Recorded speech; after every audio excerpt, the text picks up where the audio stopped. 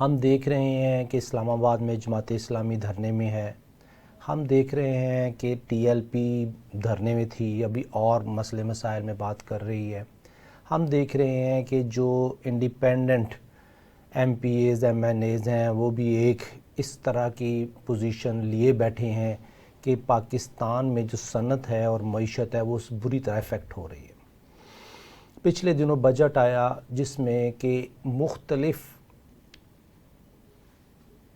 Sectors کو نشانہ بنایا گیا، جس میں ایک سیلریڈ کلاس تھی، لیکن جس کو فیور دی گئی وہ تھی لینڈنگ کلاس۔ ہم پاکستانی کیا سیلریڈ کلاس کے اوپر بیس کر کے صنعت اور معیشت چلا رہے ہیں؟ کیا ہم پاکستانی لینڈنگ کلاس پہ بیس کر کے صنعت اور معیشت چلا رہے ہیں؟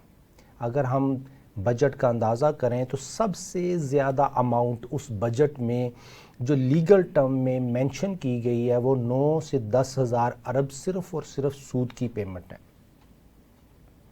میں اس معاملے میں کہا کرتا ہوں کہ آج اگر 44 ہزار ارب ڈومیسٹک ڈیٹ ہے اور 25% سود ہے تو یہ 11 ہزار ارب صرف اور صرف سود ہے جو گورنمنٹ آف پاکستان نے لینڈنگ انسٹیٹیوشنز کو پے کرنا ہے۔ جب 11 ہزار ارب کا ٹیکس امپیکٹ ہم پاکستانیوں کی صنعت اور معیشت پہ آئے گا تو جو کاروباری آدمی ہے وہ کمانے کی پوزیشن میں نہیں رہتا، اور جو عام فہم پاکستانی ہے اس کی کاسٹ آف لیونگ، اس کا زندہ رہنے کی جو کاسٹ ہے وہ ختم ہو جاتی ہے، وہ بڑھ جاتی ہے۔ ختم ہونے سے مراد یہ ہے کہ وہ اس طریقے سے بڑھ جاتی ہے کہ جو پاکستانی ہے وہ زندہ رہنے کے قابل نہیں رہتا۔ ہمارے اوپر 24 کروڑ عوام میں جو 99% لوگ ہیں ان کے اوپر ڈائریکٹلی اور انڈائریکٹلی سود کا امپیکٹ آتا ہے۔ جب تک ہماری اکانومی سے سود کا امپیکٹ نہیں نکلے گا تب تک صنعت اور معیشت ترقی کی طرف نہیں جائے گی۔ پی ڈی ایم گورنمنٹ میں اسحاق ڈار صاحب نے کمیٹی بنا دی تھی کہ جی جو فیڈرل شریعہ کورٹ کا فیصلہ آیا ربا کیسز میں اس کے اوپر مولانا تقی عثمانی صاحب کو اس کمیٹی کا ممبر بنایا کہ ہم پاکستانیوں کو ربا سے نجات دے دی جائے، اس کے اوپر کام کریں۔ تقی عثمانی صاحب 1990 سے پہلے سے جو ضیاء الحق صاحب کا دور تھا اس وقت سے کام کر رہے ہیں۔ اگر ہم 1985 سے بھی کنسیڈر کریں تو یہ 40 سال ہو گئے کہ تقی عثمانی صاحب ربا کیسز پہ کام کر رہے ہیں۔ اور ناظرین، سب سے امپورٹنٹ کیا ہے؟ کیا ربا ختم ہوا؟ ابھی آپ دیکھیے پچھلے دنوں وائرل ہوئی کچھ نیوز کہ تقی عثمانی صاحب نے یہ فرما دیا کہ جتنے ڈپازٹ ہولڈر ہیں جنہوں نے پاکستانی بینکوں میں پیسہ ڈالا ہوا ہے وہ شرعی طور پر حلال ہے، اس کے اوپر پرافٹ کمانا شرعی طور پر حلال ہے۔ اس کے اوپر میڈیا میں بہت سی فیس بک پہ اور لنکڈ ان پہ ڈیبیٹ چل پڑی۔ ایک گروپ یہ کہہ رہا ہے کہ تقی عثمانی صاحب ٹھیک نہیں کہہ رہے، دوسرا گروپ یہ کہہ رہا ہے کہ تقی عثمانی صاحب ٹھیک کہہ رہے ہیں کیونکہ وہ عالم دین ہیں، ان کو زیادہ پتہ ہے۔ اور ان میں بہت سے مفتیان کرام بھی ہیں جو کہ سٹوڈنٹ ہیں مولانا تقی عثمانی صاحب کے۔ اس میں بہت سے شرعی اسکالرز ہیں جو کہ اسلامک بینکنگ کے تحت بینکنگ کے ساتھ اپنا روزگار منسلک کیے بیٹھے ہیں۔ اس میں تیسرا گروپ ہوا ہے جو کہہ رہا ہے کہ جی سانوں کی ایک جو شور ڈال رہا ہے کہ یہ غلط ہے غلط ہے غلط ہے، وہ قرآن اور حدیث کا ریفرنس دیتے ہیں، اور جو کہہ رہے ہیں کہ ٹھیک ہے وہ قرآن اور حدیث کا ریفرنس نہیں دیتے بلکہ یہ کہتے ہیں کہ آپ اپنا علاج کروائیں، آپ بے وقوف ہیں۔ تقی عثمانی صاحب اور ان کے فالورز کے پاس بہت زیادہ علم ہے، اور وہ جو 80 سے زیادہ فتوے تھے جو فیڈرل شریعہ کورٹ میں جمع کرائے گئے ان سے وہ بالکل بری ذمہ ہو جاتے ہیں، ان کی بات ہی نہیں کرتے۔ وہ کہتے ہیں کہ جی وہ عالم دین ان کے پاس سود کا علم نہیں ہے کہ سود ہے کیا۔ سود کا علم ہے تو صرف اور صرف تقی عثمانی صاحب اور ان کے فالورز کے پاس ہے۔ ناظرین، میں آپ سے بہت وثوق کے ساتھ یہ بات کروں گا کہ قرآن پاک کی آیت 31 सूरह तौबा की आप जाके पढ़ें, उसमें क्लियर कट बात लिखी हुई है कि वो फॉलोअर्स जो आंखें बंद करके अपने दरवेश को, अपने पीर को, अपने उस्ताद को, अपने लीडर को मान रहे हैं कि जो हलाल हलाल कह दे, जो उसने कह दिया कि हलाल है वो हलाल है, जो उसने कह दिया हराम है तो हराम है, और अपना जो दीन इस्लाम की जो डायरेक्शंस हैं, जो उसका मैसेज है, उसको समझे बगैर उस पर ईमान ला लें, तो ये शिर्क है। क्या हम पाकिस्तानी शिर्क के मुर्तकिब हैं? अब देखिए हमारा बजट क्या आया इस साल। अगर मैं हिस्ट्री की तरफ जाऊं तो बजट की दो इकसाम है। एक वो बजट जो प्रिंट होता है और फिर उसमें चेंजेस आती हैं, फिर वो रिवाइज़ होता है, फिर वो रिवाइज़ होता है। ये सिलसिला पिछले 10 सालों से चल रहा है कि बजट 2-2 मरतबा, 3-3 मरतबा रिवाइज़ होता है। अब बात यह है कि बजट में अगर आप टेबल 11 को देखें तो उसके एक्सपेंसेस, उसमें जो पेमेंट बताई जाती हैं वो और हैं, और बजट डॉक्यूमेंट में जो आपको समरी बताई जाती है नेट डेफिसिट की, और उसमें जो कॉन्टेक्स्ट लिया जाता है नेट लैंडिंग के नाम पे, उसके तहत बहुत सारी विंडो ड्रेसिंग कर दी जाती है और एक्चुअल ख़बर आप तक नहीं पहुंचती। हम पाकिस्तानियों का अलमिया यह है कि हम पाकिस्तानी इतना शऊर नहीं रखते कि गवर्नमेंट की कॉम्प्लेक्स डॉक्यूमेंटेशन को समझ सकें।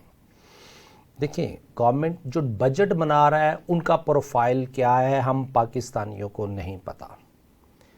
क्या बजट बनाने वाले लोगों का प्रोफाइल पाकिस्तानियों को पता लगना चाहिए? क्या ये हमारा हक है कि हमें इंफॉर्मेशन हो कि जो बंदे, जो दोस्त, जो सरकारी मुलाजमीन बजट बना रहे हैं वो कौन है, उनका प्रोफाइल क्या है, और वो पिछले 20 सालों से अगर वही टीम बना रही है तो वो कॉपी पेस्ट कर रहे हैं, तो वो क्यों कर रहे हैं?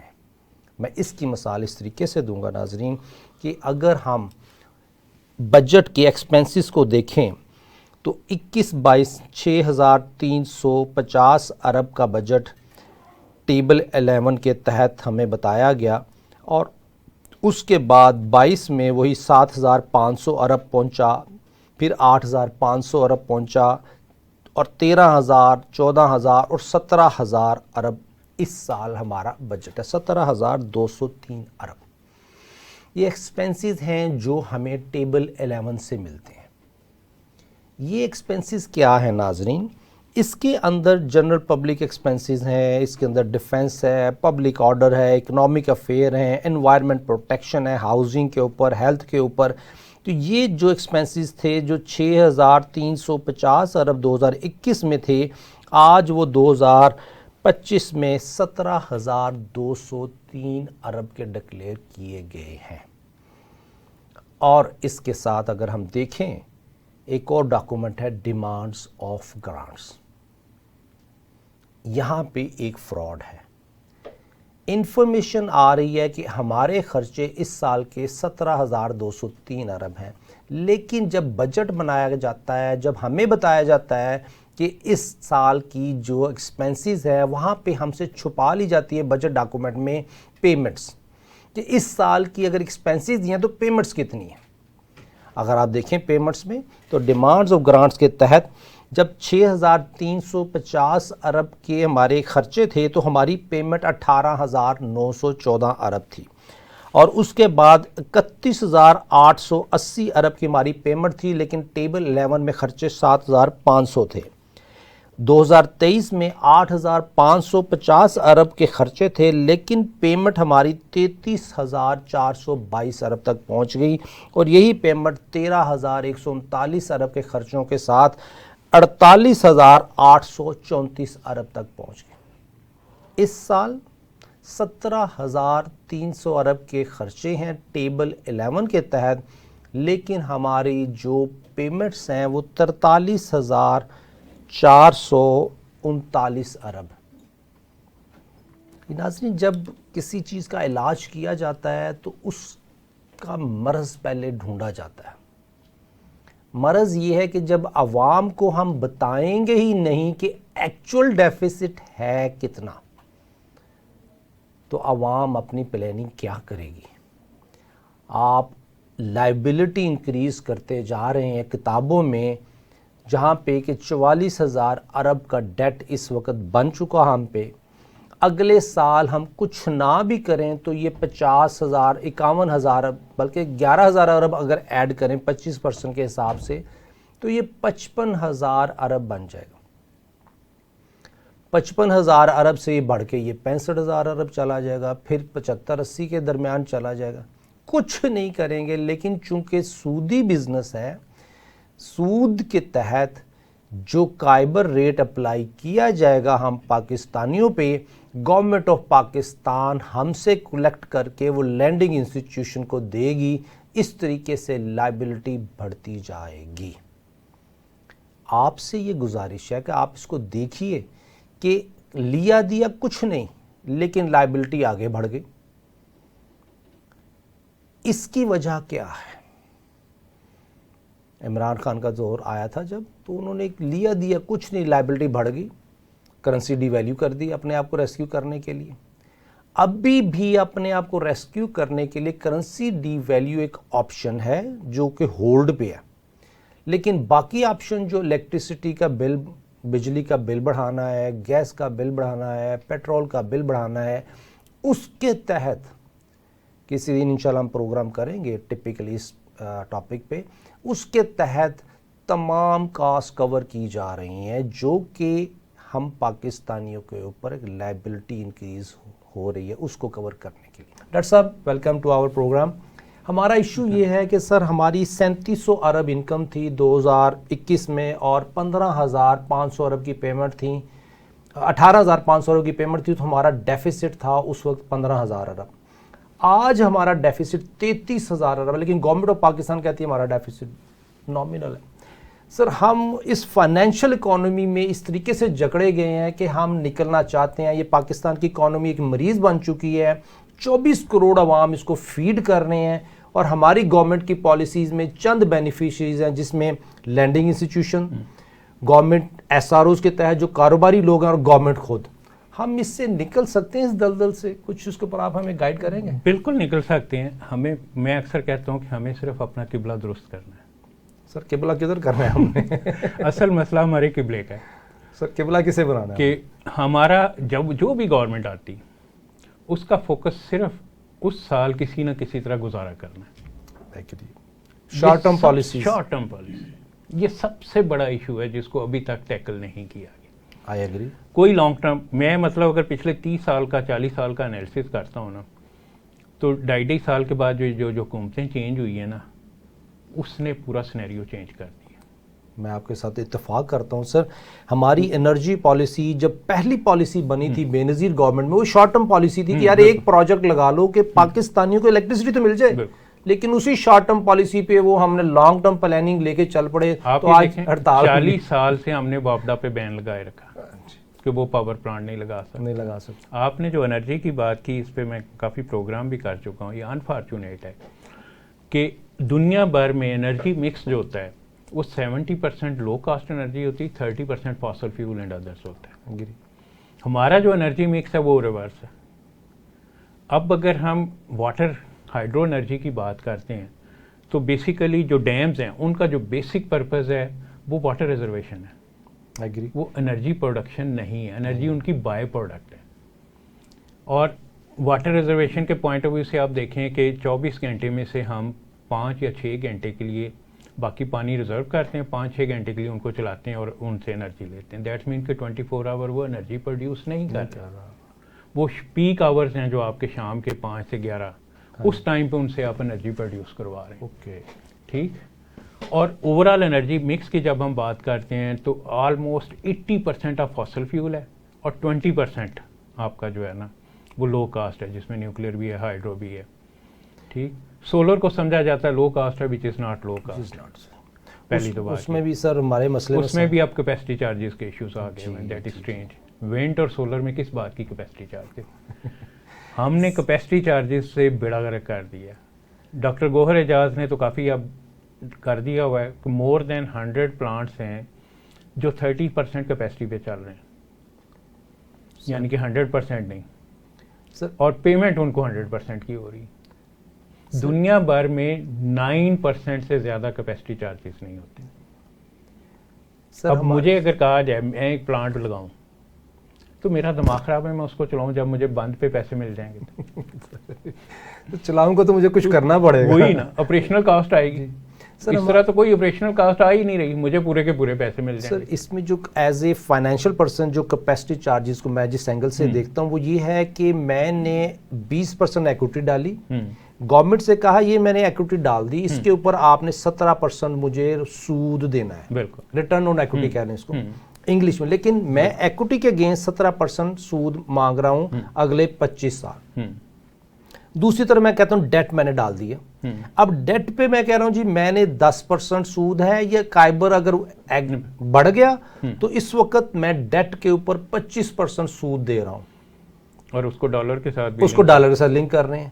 تو یہ تیسرا یہ کہ میں نے اپنی کیپیسٹی لگا دی، یہ تو میرے خرچے تھے ہیں ہی ہیں، اب جو آپریشنل کاسٹ ہے فکس کاسٹ ہے اس کو اگر آپ میرے سے بجلی نہیں لیں گے یا میں نے کسی سرکاری ملازم کو پے رول پہ رکھ لیا ہے تو وہ مجھ سے بجلی نہیں لے گا تو میرے لیے وہ جو فکس پیمنٹ ہے آپ مجھے ریفنڈ کریں گے۔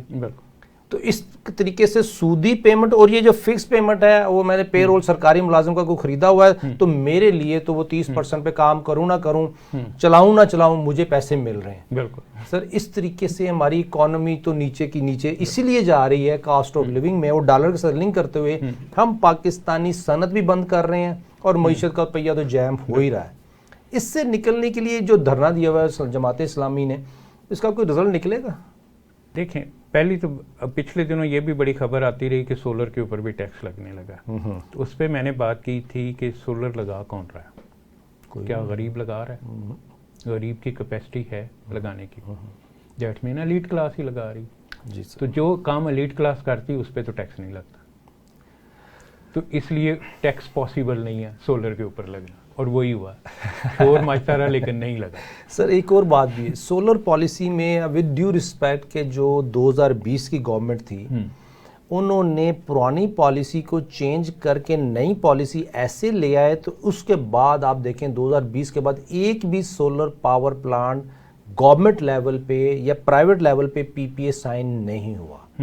بالکل اس پالیسی ڈیفیکٹیو ہے، امپلیمنٹیشن ہی نہیں ہو سکتی۔ ہمارے ہر جگہ پہلی تو بات یہ ہے کہ موسٹلی پالیسی سوری ٹو سے بند کمروں میں بنتی ہے، ہاں جی، جو سب سے بڑا ایشو ہے۔ پالیسی بنانے کا بہت سمپل پروسیس ہے، تمام سٹیک ہولڈرز کو آن بورڈ لیں، سر تمام سٹیک ہولڈرز کو آن بورڈ لے کے ان کی ان پٹ کے اوپر پالیسی بنائیں، بند کمروں میں پالیسی نہ۔ پچھلے دونوں آرٹیفیشیل انٹیلیجنس، پہلی تو بات یہ ہے کہ آرٹیفیشیل انٹیلیجنس پہ الگ سے پالیسی کی کیا ضرورت ہے؟ آپ آئی ٹی پالیسی کو ماڈیفائی کریں۔ ہاں جی، میں نے پنجاب کی ایک آئی ٹی پالیسی بنی تھی، اس کو بھی ریویو کیا تھا، اور اس وقت میں نے کہا تھا کہ یہ پالیسی نہیں ہے، پالیسی 3 سے 4 پیج کا ڈاکومنٹ ہوتا ہے، باقی اس کے ساتھ آپ جو مرضی لیگل ٹرمز ہیں جو ایڈ کر لیں، باقی چیزیں جو مرضی۔ پالیسی میں نے کہا انڈیا کی پالیسی آپ اٹھا کے دیکھیں، 2012 میں بنی تھی 1.5 پیج کی، انہوں نے پالیسی چینج نہیں کی، اور انڈیا کی ریمیٹنسز کتنی زیادہ۔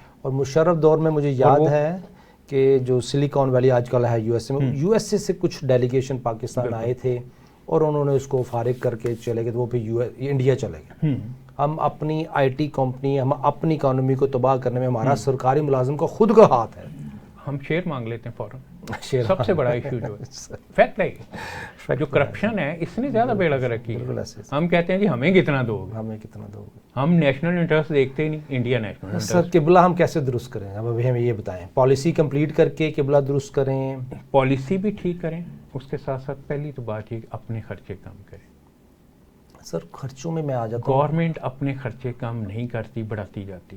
ابھی بجٹ میں آپ دیکھیں 25% انہوں نے بڑھا لیا ہے، ٹیکس آپ سیلریڈ کلاس پہ لگا رہے ہیں۔ ہمارے پاس لبرٹی مارکیٹ ہے، ان میں سے کون ٹیکس دیتا ہے؟ اربوں روپے کے بزنس مین دے نہیں سکتے، وہ کسی نہ کسی طریقے سے، اگر وہ امپورٹرز ہیں تو امپورٹ لیول پہ تو دے رہے ہیں۔ ہم نچوڑتے جا رہے ہیں سیلریڈ کلاس کو، جن کی سیلری میں سے ڈیڈکٹ ہو جانا آٹومیٹک۔ سر اس میں جو گورنمنٹ کے خرچے ہیں نا سر، میں تھوڑا سا اس میں دیتا ہوں، گورنمنٹ کے خرچے سیلریڈ کلاس ان کی سیلریاں اور ان کے آپریشنل خرچے اگر ہم کمپیئر کریں اس کے ساتھ جو سود ہم دے رہے ہیں اس کے مقابلے میں وہ 10% بھی نہیں ہے. گورنمنٹ کے خرچے جتنے مرضی نیچے کر لیں. لیکن سمپل سی ایک ایگزامپل ہے میرے پاس. 20 سال پہلے 22 سال پہلے کرکٹ بورڈ میں 12 سے 15 امپلائی ہوتے تھے. کرکٹ بورڈ چل رہا تھا. اب کرکٹ بورڈ میں ہزاروں ہیں. تو اسی طرح جس طرح پی آئی اے میں ہزاروں گئے. پہلے کرکٹ بورڈ کی پرفارمنس کیا تھی اور اب آج کیا ہے. ہمارا جو سب سے بڑا ایشو ہم ڈپارٹمنٹ پہ ڈپارٹمنٹ کمیٹیوں پہ اپنے بندے ڈال بناتے جا رہے ہیں. لیکن خرچہ کم کرنے کا جو آپ نے سب اپنے کچھ منسٹریز آپ نے پروونشل لیول پہ کی. سر آپ گاٹ یور پوائنٹ اسٹل وہاں موجود ہیں. کیوں؟ جب تک گورنمنٹ اپنا سائز ریڈیوس نہیں کرے گا, اپنی منسٹریز ریڈیوس نہیں کرے گا, ٹھیک, تب تک آپ کے خرچے کم نہیں ہو سکتے. نمبر 1. نمبر 2, ہم آئی پی پیز اور وہ بات کر رہے ہیں, ہم لاکھوں فری یونٹ جو دے رہے ہیں, کیوں دے رہے ہیں؟ غریب جو ہے جو 18,000 روپیہ مہینہ کما رہا ہے اس کو ہم 25,000 کا بل پکڑا دیتے ہیں اور کہتے ہیں کہ دو. اور رولنگ ایلیٹ کو, اور جو کروڑوں روپے کما رہے ہیں رولنگ ایلیٹ جو ہے ان کو 2,000 سے 5,000 یونٹ فری ہیں. کس بات کی؟ ایک طرف آپ کی اکانومی کے مسئلے ہیں, اکنامکس آپ کی پوری خراب ہوئی ہے, دوسری طرف یہی اشیاء چل رہی ہیں. ہمیں اجازت دیجیے, انشاءاللہ اگلے پروگرام میں دوبارہ ملاقات کریں گے. مجھے اور ڈاکٹر صاحب کو اجازت دیں. السلام علیکم.